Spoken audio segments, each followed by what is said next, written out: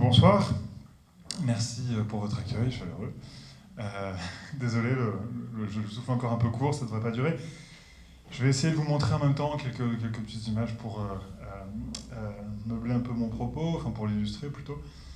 Donc je m'appelle Martin Pigeon, je travaille au Corporate Repository à Bruxelles, qui est une ONG dont le propos est d'étudier l'influence des entreprises sur les politiques européennes et les éventuels moyens de les contrecarrer. On est 15, ils sont 30 000, tout va très bien. Une première observation d'abord, c'est que quand on parle du lobby, qui est mon sujet d'étude principal, on parle d'abord d'une profession. Et donc, j'avais quelque chose d'un peu anecdotique ici, mais qui est assez... qui peut vous servir à vous représenter un petit peu ce que peut être le lobbying. Parce que souvent, on a une vision du lobbying comme quelque chose d'assez proche de la corruption. Des gens à la moralité un peu façayante, qui se promènent dans les coins avec des valises de billets. Si c'était le cas, on aurait un travail beaucoup plus facile. Malheureusement, ce n'est pas le cas du tout. C'est quelque chose de beaucoup plus banalisé. Comment ? Un peu des fois, mais ça, c'est justement quand voilà, ça dépend où on met la légalité, précisément. Nous, on aimerait bien la... Je vous en prie. Est-ce que vous pouvez préciser si vous parlez à propos de l'Union européenne et si vous parlez du gouvernement belge ? D'accord. Je ne travaille quasi que sur ce qui concerne l'Union européenne. Je vous en prie. Je garde un œil sur ce qui se passe en Belgique et plus particulièrement en France parce que c'est ma patrie d'origine. Donc voilà. Mais non, c'est vraiment dans mon cadre professionnel, c'est plus spécifiquement ce qui se passe au niveau européen et parfois aussi un peu international. Il nous arrive de travailler et d'intervenir aussi sur les questions liées au climat, par exemple, sur la COP21, enfin toutes celles qui ont précédé et probablement celles qui vont suivre. Pour tâcher notamment dans ce cas-là d'établir dans quelle mesure les intérêts liés aux énergies fossiles sont capables d'influencer les décisions qui sont prises. Donc voilà, si j'avais pu vous montrer, ça c'est comme toute profession, le lobbying a ses propres rituels, ses propres cérémonies. Donc ça c'était une petite image de 3 personnes ici qui ont gagné le prix de la meilleure campagne de lobbying de l'année à Londres en 2012. C'était... la légende est tout à fait explicite, hein, c'est quelque chose, c'est une photo, une image qui est tirée d'une revue professionnelle, parce qu'il y a aussi des médias spécialisés pour ce public-là, et qui vous explique que donc, les 3 personnes en question ont gagné ce prix-là pour leur campagne A Fair Tax on Flying, donc une juste taxation pour les avions, pour l'aviation. Je reprends mon souffle, c'est presque fait. En l'occurrence, ce qui est expliqué ici, c'est qu'ils ont ils ont eu un grand succès parce qu'ils ont réussi à mobiliser le poids collectif politique de l'industrie, donc des compagnies aériennes, pour faire en sorte qu'il n'y ait aucune taxation des émissions de CO2 produites par les avions. Donc voilà, bravo à eux. Une deuxième observation sur le lobbying, et particulièrement à Bruxelles, ça c'est dommage que je ne puisse pas vous le montrer plus précisément, c'est que ça montre que le lobbying c'est aussi un territoire. Celui du pouvoir politique, et que donc les lobbyistes, c'est la palissade que de le dire, mais c'est bon de s'en rappeler, suivent le pouvoir. Et donc si vous prenez par exemple sur cette carte de Bruxelles, en gros plan du quartier européen d'ailleurs, les 3 institutions centrales que sont le Parlement, la Commission et le Conseil des États, les ministres, vous verrez qu'il y a une très forte concentration de lobbyistes autour et qu'on voit que le centre de gravité, disons, du lobbying suit le pouvoir. C'est-à-dire que avant 2008, donc avant 2009, avant donc l'instauration du traité de Lisbonne, la plupart des grands cabinets de conseil en lobbying étaient vraiment autour de la Commission et des États, et du Conseil. Depuis que le traité de Lisbonne est entré en vigueur, le Parlement européen a acquis quelques pouvoirs, encore faut-il qu'il s'en serve, mais il en a davantage.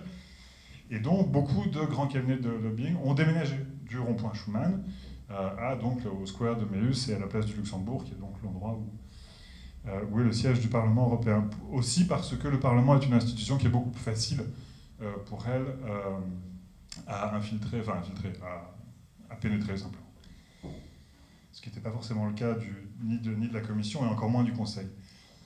Ça, c'est un document vraiment très intéressant et je regrette que vous ne puissiez pas le voir. Je vais essayer de vous le décrire quand même. C'est un document interne de l'entreprise de la modeste PME de chimie BASF et qui, en fait, représente la courbe d'opportunité d'influence au fur et à mesure du processus législatif. Et alors ça, c'est très intéressant, parce que ce que ça vous dit, c'est une chose très importante, c'est que l'essentiel d'une bataille de lobbying se joue au tout début, dans la définition du problème. Donc ici, le BSF parle de la question des nanotechnologies, et donc effectivement, si on prend politiquement l'objet, nanotechnologie, nanomatériaux, il y a tout un tas de questions qui peuvent se poser. Le principal problème de BASF par rapport aux nanomatériaux qu'il produit, c'est comment faire en sorte qu'ils les vendent et qu'ils surclassent ses concurrents au niveau mondial. La principale préoccupation du point de vue de la santé publique pour moi, c'est dans quelle mesure est-on capable d'encadrer sanitairement le déploiement de ces nouvelles technologies qui, a priori, ont des propriétés tellement révolutionnaires qu'on est incapable d'évaluer leur toxicité aujourd'hui. Alors, je vous parle. C'est du HDMI, ça? Alors, je suis... peut-être.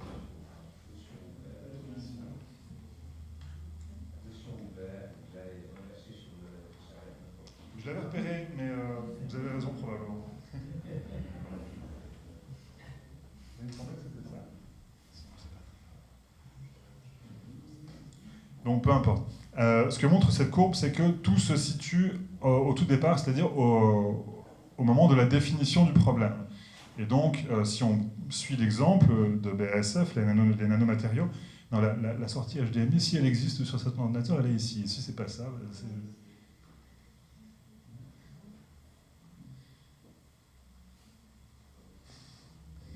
Non, ça... donc, j'essaie de reprendre le fil de mon exposé, pardon. BASF, les nanomatériaux. Et donc, si vous regardez, par exemple, les deux problèmes politiques par rapport aux nanomatériaux, son déploiement au niveau mondial en termes de compétitivité ou son problème sanitaire. Si vous regardez le programme cadre de l'Union européenne Horizon 2020, qui donc représente à peu près 70 milliards d'euros à dépenser entre 2014 et 2020 en fonds de recherche publique. Donc c'est pas n'importe quoi, ça représente quasiment 10% du budget total de recherche et développement sur le continent européen, enfin dans l'Union européenne en tout cas. Si vous prenez le budget au sein d'Horizon 2020 alloué aux nanomatériaux, vous avez 98% pour le développement de produits et 2% pour l'évaluation des risques. Donc il me semble que dans ce cas-là, BASF a plutôt réussi à imposer sa vision du problème.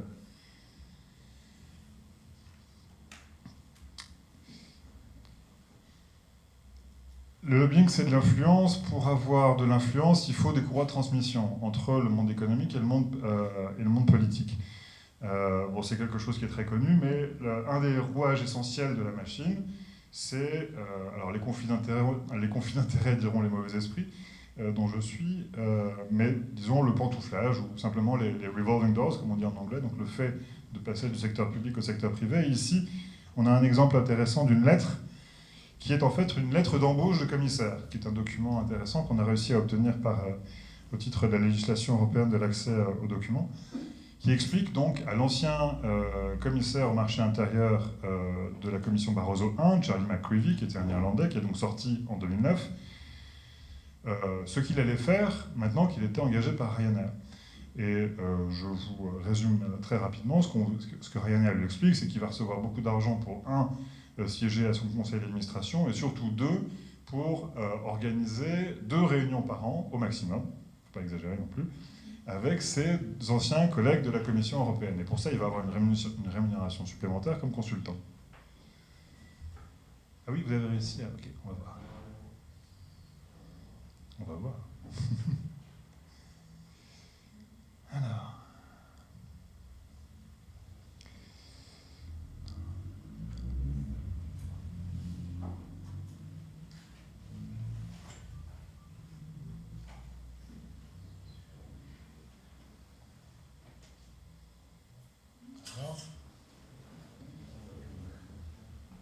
Ah, magnifique. Bravo.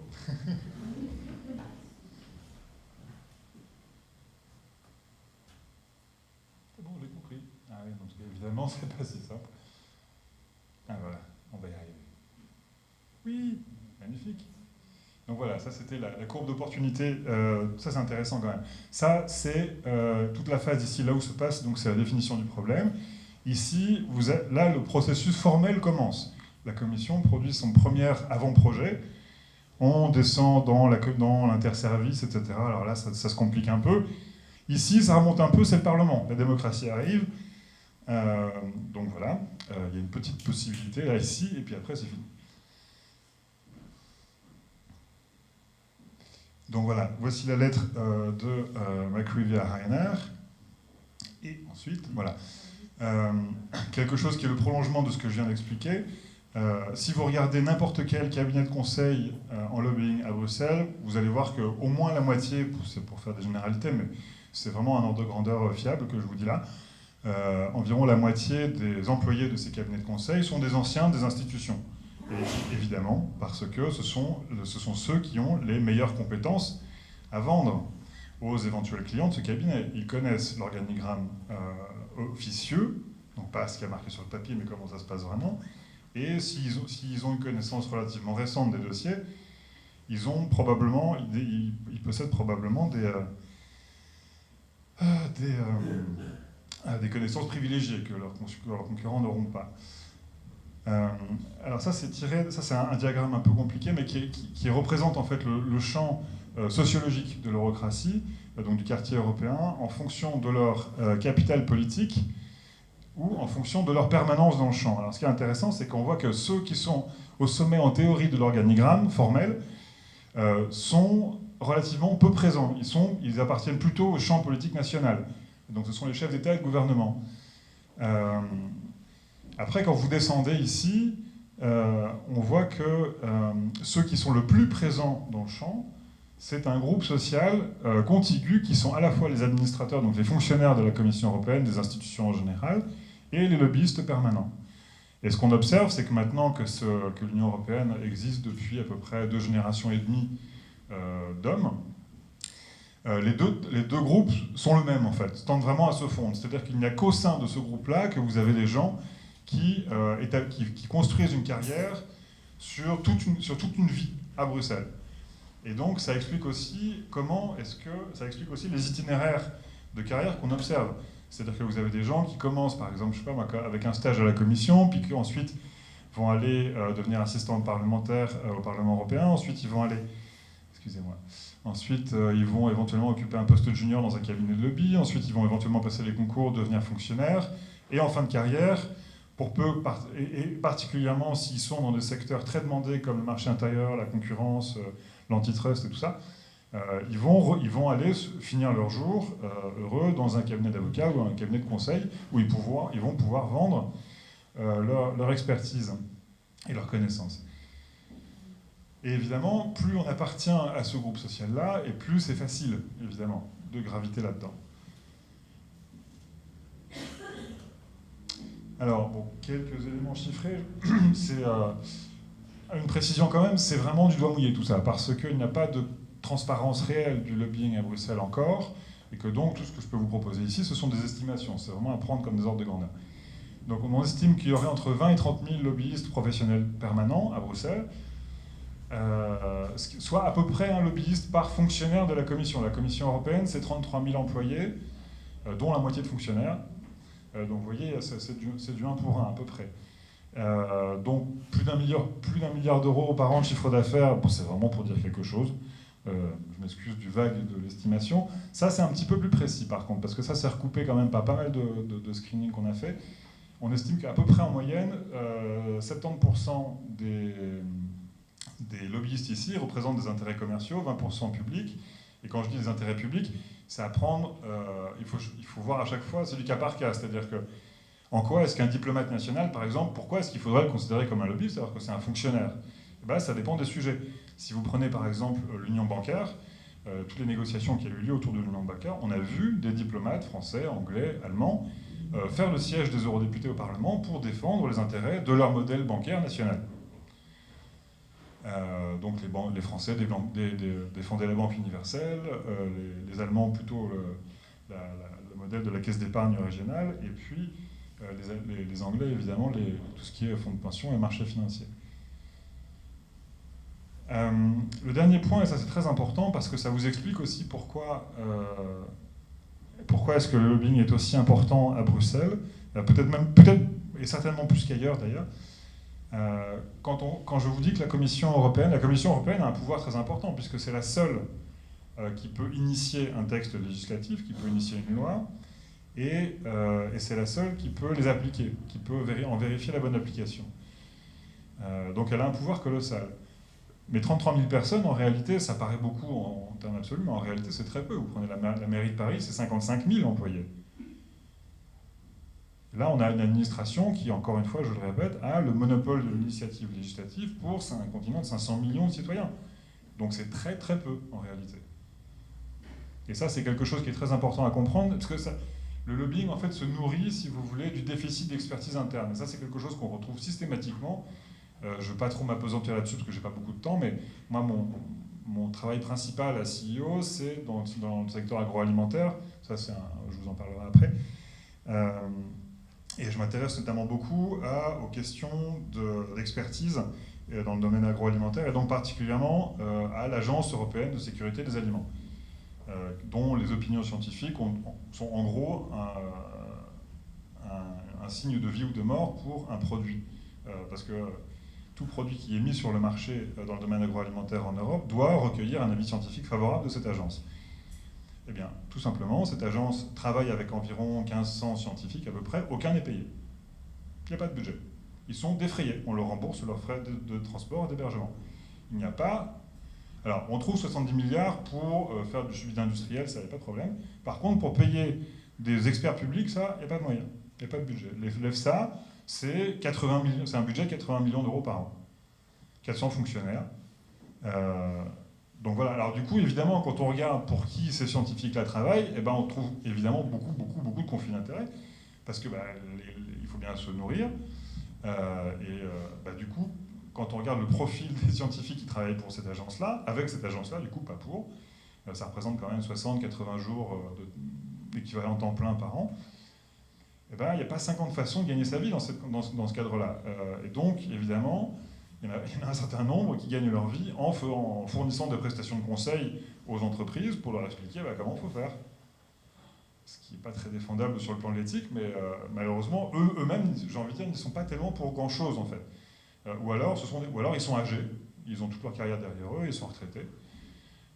Mais donc, du coup, ça pose aussi un problème en termes d'évolution des protocoles toxicologiques, parce que, comme tout le monde, ils aiment bien défendre ce qu'ils connaissent, sauf que ce qu'ils connaissent, ça commence à dater un peu.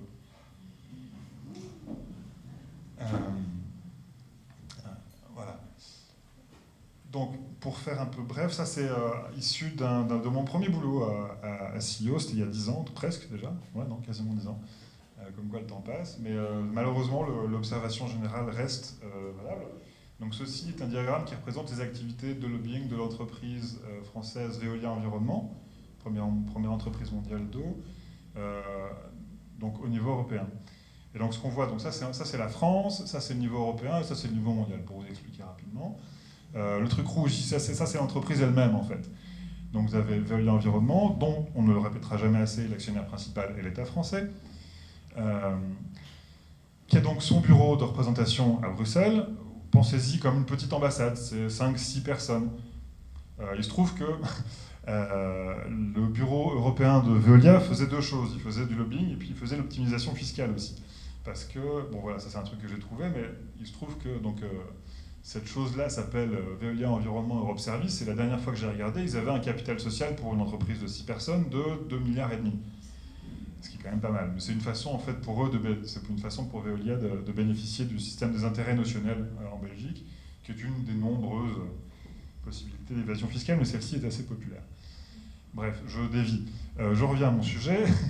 Donc ce que vous avez ici, par exemple en jaune pâle ici, ce sont des think tanks. À chaque fois que vous avez un petit bonhomme rouge ici, ça veut dire qu'il y a un employé de Veolia qui est dedans. Les think tanks, ça c'est important, ce sont des centres d'expertise, pourrait-on dire, et qui ont pour fonction en fait de défendre d'un point de vue, disons, intellectuel, enfin idéologique plus exactement, les intérêts commerciaux de l'entreprise. Après, vous avez toute une série en bleu clair ici de lobbies qui sont des lobbies, disons, patronaux généralistes, on va dire. Donc vous avez ici, par exemple, Business Europe, qui est la fédération patronale européenne, la fédération européenne des fédérations nationales d'employeurs. Donc en France, ce sera le MEDEF, par exemple. En Belgique, c'est la CBE, et en Suisse, je l'ignore, je suis désolé. Oui, la fédération patronale suisse, est-ce qu'elle existe d'abord? J'imagine que oui. D'accord. Ok. Il est assez probable que l'Union patronale suisse soit membre de Business Europe, parce qu'il y a tout un tas de peut-être même les deux, bon, si vous le dites, parce que il y a beaucoup de pays non membres de l'Union européenne qui sont membres quand même d'associations fédérales. Comment? Alors dans ce cas-là, non, parce que il y a quand même un critère géographique. Il y a beaucoup d'entreprises américaines après qui sont membres de Business Europe, mais au titre de leur appartenance, de leur filiale européenne en fait. Mais je vais revenir à cette question parce que c'est une question intéressante. Ensuite, vous avez des lobbies spécialisés sur l'eau, donc là vous en avez un certain nombre. Et puis après, vous avez l'État français aussi, qui, comme vous pouvez le voir, à chaque fois qu'il y a une flèche ici, ce sont des liens d'appartenance en fait. Ce qu'on peut voir, c'est que les intérêts de Veolia et de l'État français sont très étroitement imbriqués. Bon, après, je peux rentrer dans les détails si vous voulez. Quelque chose qui est intéressant pour... Alors, un exemple ici. Alors, on est dans le secteur de l'eau. Le secteur de l'eau, à 80% quand même, en Europe, à peu près, de mémoire, parce que ça fait longtemps que je n'ai plus travaillé là-dessus, c'est du service public. Le truc, c'est que c'est un service public local, alors que ces entreprises-là sont des entreprises de dimension mondiale, et donc elles ont les moyens de fédérer au niveau européen leurs moyens pour faire du lobbying, ce que ne peut pas faire le service public. Le service public ne peut pas justifier auprès de sa tutelle d'envoyer des sous à Bruxelles pour financer quelque chose. Ça commence un peu maintenant, mais c'est très tard. Et donc pourquoi est-ce que je vous dis ça? Parce que ici, formellement, Euro, donc, qui est la Fédération européenne des opérateurs d'eau municipaux, devrait à 80% représenter donc les intérêts publics. Elle ne le fait pas. Parce que ce qu'on constate, c'est que les opérateurs publics n'ont pas de moyens à y allouer, et donc on voit que le président, que le directeur, que le sous-directeur, etc., sont des employés de Veolia et Suez. Parce qu'eux ont les moyens de payer. Donc évidemment, ça influe les débats. Une autre observation qui est importante aussi, c'est que tous les secteurs d'activité économique ont ce qu'on appellerait une fédération patronale ou un lobby à Bruxelles, du plus énorme comme l'industrie chimique ou pétrolière, au plus anecdotique comme je sais pas, les aliments pour chevaux, il y a les céréales de petit déjeuner, il y a un lobby quasiment pour tout. Mais il y a une évolution quand même assez frappante, c'est que au départ, la plupart de ces lobbies étaient des fédérations étaient une fédération d'entités nationales. Le lobby européen était une fédération de lobbies nationaux. Ce qu'on constate maintenant, c'est que avec le marché unique et donc toute la concentration des marchés qu'il y a eu, il y avait de plus en plus d'entreprises qui faisaient partie en fait de tous les lobbies nationaux, toutes les multinationales, et donc ils ont demandé à pouvoir bénéficier d'une appartenance à part en fait. Et donc ce qu'on voit maintenant dans toutes les fédérations européennes comme ça, c'est que vous avez toujours la vieille structure avec la fédération de lobbies nationaux, et à côté, vous avez les multinationales qui sont membres propres, et maintenant, dans la plupart des conseils d'administration, vous avez des très hauts dirigeants de ces multinationales-là, pour pouvoir aller vite en fait. Et donc ce qu'on voit, c'est qu'avec la concentration des marchés qu'il y a eu, la représentation des intérêts économiques à Bruxelles s'est considérablement déplacée du côté des multinationales en fait. Ce qui pose d'ailleurs des questions très intéressantes en termes de pour qui ces fédérations professionnelles travaillent-elles vraiment? Et c'est une question qu'elles n'aiment pas du tout qu'on leur pose. Parce qu'à Bruxelles, évidemment, tout se fait au nom des PME, parce que l'emploi et la croissance et l'innovation en général, c'est beaucoup plus le fait des petites et moyennes entreprises que des grosses. Donc voilà, on convoque l'image de la PME à tort et à travers, sauf qu'en réalité, ce ne sont pas les PME qui tirent les ficelles et qui alimentent toutes ces opérations, loin de là. Donc bon, les think tanks, on aura l'occasion d'en reparler un peu si vous voulez. C'en est un qui est particulièrement connu à Bruxelles, qui s'appelle les Amis de l'Europe, où là, la structure est assez claire. Au niveau du conseil d'administration, c'est honorifique. Vous avez des dizaines d'hommes politiques qui ont beaucoup compté dans l'histoire de la construction européenne et qui sont prestigieux, si vous voulez. Mais en réalité, donc un think tank, en général, se présente comme un lieu de débat. Alors c'est important parce que Bruxelles, c'est une communauté expatriée. Le peuple européen n'existe pas, ou pas encore si vous êtes optimiste. Et donc, ça manque cruellement de débat. Et donc les endroits où il y a du débat, ça attire les gens, parce que c'est l'occasion d'avoir quand même de la confrontation d'idées, de comprendre ce que pensent vos adversaires, etc. Et les think tanks à Bruxelles jouent un rôle très important dans cet état de fait. Le problème, c'est que, souvenez-vous de ce que je vous disais à propos de BASF et de la courbe d'opportunité de l'influence, ce qui est très important, c'est d'imposer votre problème et votre question. Et donc, vous allez avoir des dizaines et des dizaines, par exemple, sur les nanomatériaux, de débats, et de préférence, juste avant des votes importants, sur comment faire en sorte que on puisse mettre ce genre de produits sur le marché dans les conditions satisfaisantes, etc. On va essayer de trouver une ONG qui va faire un peu de contradiction, mais pas trop. Voilà. Et ça, c'est la liste, par exemple, de tous les membres dits VIP, hein, des Amis de l'Europe. En fait, ils sont VIP. VIP, c'est pas Very Important Person ici, c'est Visibility Input Platform. C'est pas pareil. Alors, bon, ça, on est un peu plus dans l'anecdotique, mais c'est important. Vous savez qu'au Parlement européen, ceux qui font vraiment le boulot, c'est pas nécessairement les eurodéputés, parce qu'un eurodéputé, il doit voter sur des centaines et des centaines de textes tous les ans, un peu moins maintenant pour différentes raisons que je pourrais vous expliquer si vous voulez. Mais il n'est humainement pas possible d'être compétent sur tous les textes sur lesquels on est amené à se prononcer. Donc, il faut faire confiance à ses assistants parlementaires et aux conseillers politiques. Ça n'a échappé évidemment à personne du côté des lobbies, et donc les assistants sont une cible prioritaire, ce qui explique le carton d'invitation que vous avez ici, qui est un carton d'invitation qui a été envoyé à l'ensemble des assistants parlementaires du Parlement en 2012 par le lobby des cigarettiers pour les inviter à venir faire la fête avec eux.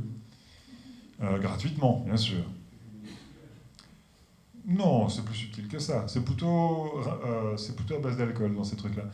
Parce qu'il y a c'est un truc tout bête, mais c'est beaucoup plus facile d'obtenir un rendez-vous avec quelqu'un avec qui vous êtes bourré la gueule hier soir, plutôt que quelqu'un que vous ne connaissez pas. Il y aura encore beaucoup à dire, et je crains d'avoir d'ailleurs loupé un truc important. Excusez-moi, je reviens un peu en arrière.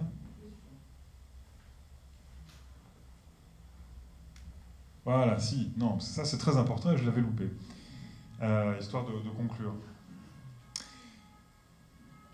Quand on parle de lobbying, on a souvent dans l'idée que ce sont des menteurs. Oui, c'est absolument vrai, mais ce sont des menteurs par omission. Ce sont rarement des menteurs par action. Et ça, c'est important, parce que le lobby, il doit construire, s'il veut avoir de l'influence, il doit construire de la crédibilité. Et s'il est pris en flagrant délit de raconter absolument n'importe quoi, ben on ne va pas le réinviter, et surtout, sa cible ne va plus le croire. Donc, on va plutôt amener des éléments factuels, utiles, mais partiels. Toujours dans cette idée d'essayer de construire de la crédibilité, imaginez, vous êtes une entreprise pétrolière, vous êtes confronté à la fin des années 90, au début des années 2000, c'est un cas réel dont je vous parle, à la perspective que les émissions de CO2 soient taxées.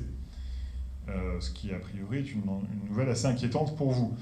Donc, si vous allez voir votre gouvernement, a priori, le gouvernement va vous dire, bah, écoutez, monsieur Total ou Shell ou que sais-je, je comprends très bien pourquoi vous me dites ça, je comprends votre inquiétude, mais il y a un truc un peu plus important que votre chiffre d'affaires, qui est la survie des générations futures sur cette planète.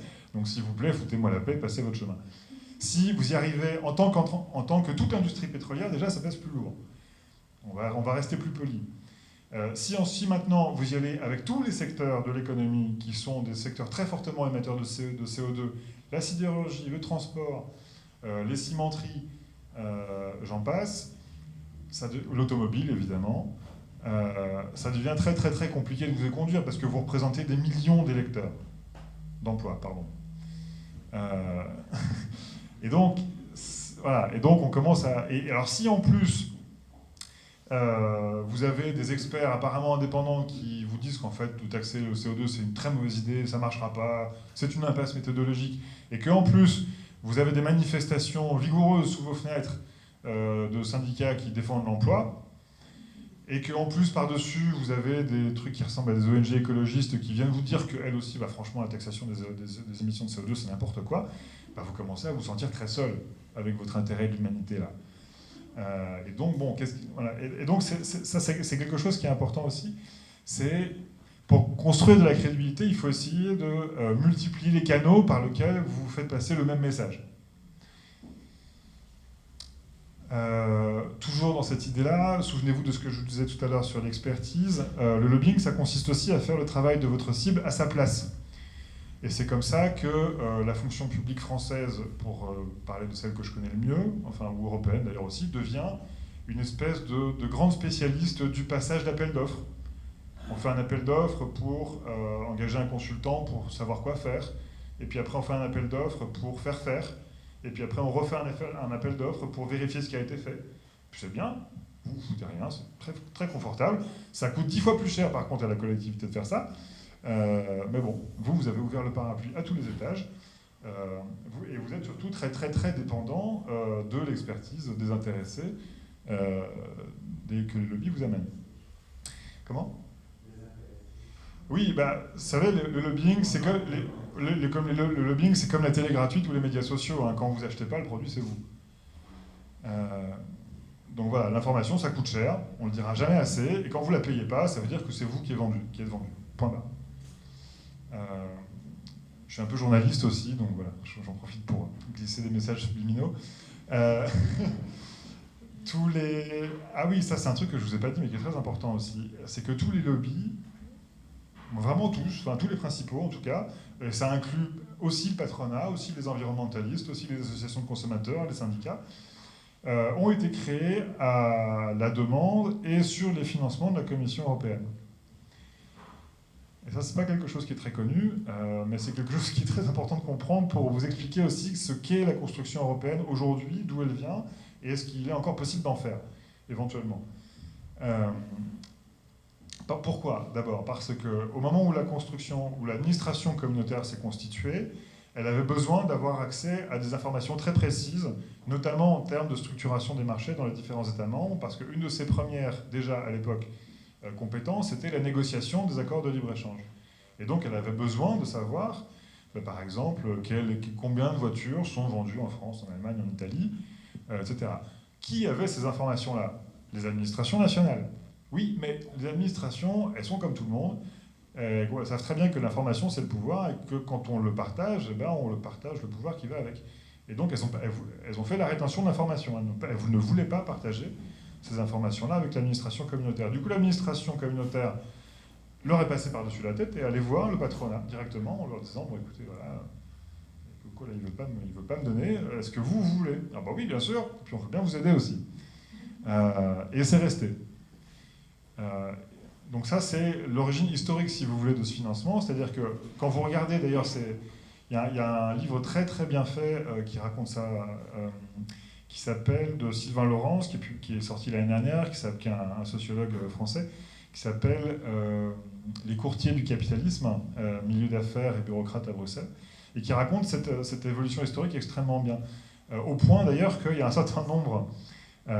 cette demande de la Commission a même influé sur la structuration de la représentation des intérêts économiques eux-mêmes. C'est-à-dire qu'il y a un certain nombre de fédérations européennes qui se sont constituées en fonction de la demande de la Commission et même en fonction des demandes et des besoins de négociation de la Commission qui était en train de négocier les accords du GATT dans les années 60 avec les États-Unis. Et donc vous aviez des choses très étranges, des appellations très étranges dans le nom de lobby, qui en fait correspondaient juste au chapitre dans l'accord de libre-échange que la Commission était en train de négocier à ce moment-là. Depuis, en général, c'était en français. Depuis, ça s'est beaucoup anglicisé aussi. Ça s'est un peu reconfiguré, mais ça ne change pas. Donc ça, c'est la première raison pour laquelle la plupart des lobbies ont été créés à la demande et financés par la Commission, c'est parce qu'elle avait besoin d'informations. C'est ce qui explique aussi que la Commission ait financé des syndicats, des associations de consommateurs et des environnementalistes, simplement pour aussi obtenir des informations indépendantes des États. Ça, c'est un truc qu'il faut comprendre, c'est que pour l'administration communautaire, le plus souvent, l'ennemi, c'est l'État membre. C'est pas le business. Le business, c'est la société civile, n'est-ce pas ? Alors ça, c'est la première raison. La deuxième raison, c'est une question aussi un peu tactique et aussi de crédibilité. C'est-à-dire que à partir du moment où les lobbies sont là, ils vont être actifs tout au long du processus législatif. Mais la Commission, elle, n'est active qu'au début. Et donc, elle a tout intérêt à les consulter le plus possible au moment de l'élaboration de son texte pour pondre un texte qui ait une chance de survivre à l'ensemble du processus législatif. Parce que si elle produit un texte qui va recueillir, disons, contre lequel, disons, le patronat va se mobiliser au niveau du Parlement et au niveau des États, il ne va probablement pas en rester grand-chose à la fin de son texte. Et il faut savoir que les fonctionnaires sont aussi évalués sur leur habileté à faire passer un texte. Donc voilà, ça tiens.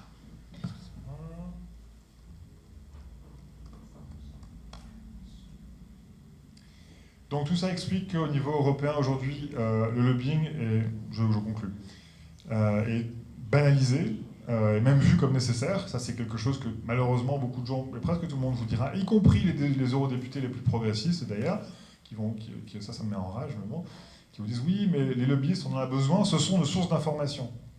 Mais vous inquiétez pas, je suis un grand garçon, je suis capable de faire le tri. Ouais, mais si seulement c'était vrai. Mais c'est pas vrai. Quand vous recevez un rapport de 50 pages avec des statistiques qui font mal, est-ce que vous êtes capable, vous, en 5 minutes, d'aller repérer la manipulation à la page 44 dans l'algorithme qui a construit le truc? Non. Non. Une statistique, si vous ne l'avez pas falsifiée vous-même, comme disait Churchill, il ne faut pas la croire. Et c'est vrai. Alors, excusez-moi, et je conclus là. Quelque chose qui est... voilà. Un truc qui est frappant aussi, c'est que quand même, en général, au niveau médiatique particulièrement, les intérêts commerciaux savent que la politisation d'un dossier, c'est quelque chose qui est géré vraiment comme le lait sur le feu parce que ça peut partir dans tous les sens. C'est quelque chose qui n'est pas contrôlable, ou pas très facilement en tout cas. Et donc, dans la mesure du possible, les entreprises essayent de ne pas politiser les dossiers, essayent que ça reste vraiment le plus bas possible sur le radar, sur l'horizon. Parfois, c'est pas possible de l'éviter. Politiser, ça veut dire qu'il va y avoir un débat politique dessus. Ça veut dire que les journalistes vont commencer à poser des questions, on va commencer à écrire des articles, et ô suprême horreur, les opinions politiques nationales risquent d'être informées. Donc... Non, ça reste dans le champ du technique, et pas du politique. Et le politique, enfin, quand vous dites que vous travaillez dans la politique à Bruxelles, dans un cercle de lobbyistes, vous êtes quasiment en train de vous insulter vous-même, en fait. C'est assez mal vu. Mais donc, parfois, c'est pas possible d'échapper aux politiques, et donc, pour contrôler le politique, excusez-moi... Est-ce qu'on peut pas aussi dire qu'ils essayent de contrôler le politique en passant par l'administratif uniquement ? Oui, mais le problème, c'est qu'il y a quand même le Parlement qui vote à un moment. Et puis il y a les États qui décident à la fin.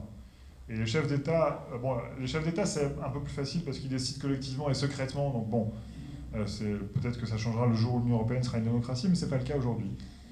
Aujourd'hui, il y a quand même l'écueil du Parlement. Souvenez-vous de la courbe, là, ça remonte un peu à ce moment-là. Et donc il faut pouvoir gérer ça. Et donc, une des possibilités que les intérêts commerciaux utilisent pour ça, c'est d'essayer de donner l'image, de donner l'impression d'une mobilisation citoyenne, mais pour leurs intérêts. C'est ce qu'on appelle l'astroturfing, c'est le fait de construire des fausses ONG ou des faux mouvements sociaux.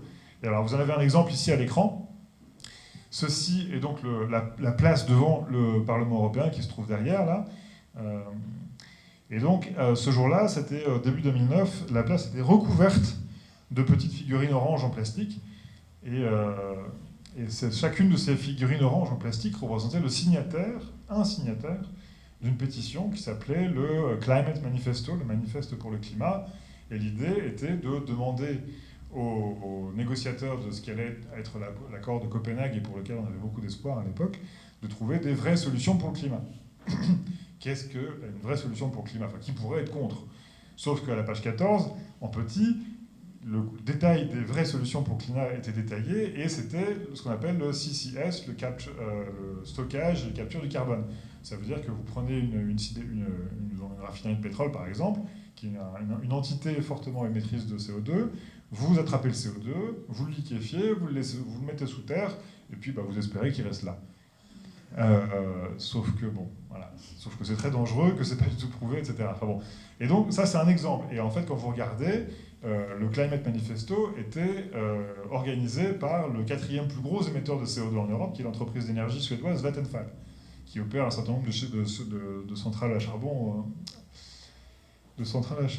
en Allemagne. J'y viens. Donc l'intérêt, et je conclue ici, c'est que, comme disait, c'est une citation que j'aime vraiment bien de Coco Chanel, mais que le groupe Chanel ne veut absolument pas entendre parler aujourd'hui, la copie, c'est le succès. Si les lobbies s'embêtent à essayer d'imiter les mouvements sociaux, c'est parce qu'ils savent que ça marche aussi. Donc voilà, surtout vous arrêtez pas, parce que c'est vraiment la seule chose qui arrive à faire la différence en réalité. C'est précisément l'horrible politisation des débats qui parfois fait qu'on arrive à faire bouger les lignes. Donc voilà, je vous remercie pour votre attention.